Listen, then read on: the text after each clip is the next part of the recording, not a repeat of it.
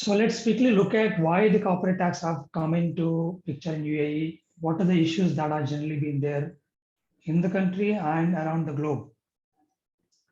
So the by default rules of the taxation in any country generally is that the country or the governments can levy the taxes on the businesses that are generally being generated by those businesses in that country when they have an office or business located in that physically in that country. So that's been the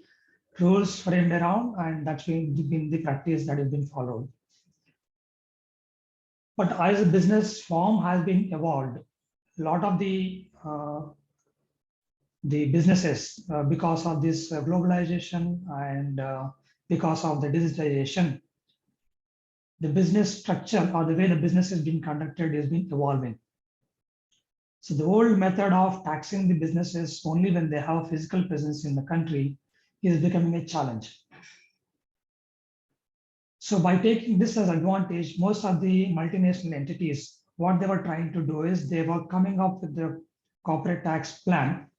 in such a way that the tax to be paid in the countries where they have business or the real business being conducted is being actually shifted, or the profits being shifted to some other countries where there is very less tax or where there is no tax at all. So these were the loopholes that countries or governments have been finding issues with, where the businesses were trying to shift their profits from a country where they actually have business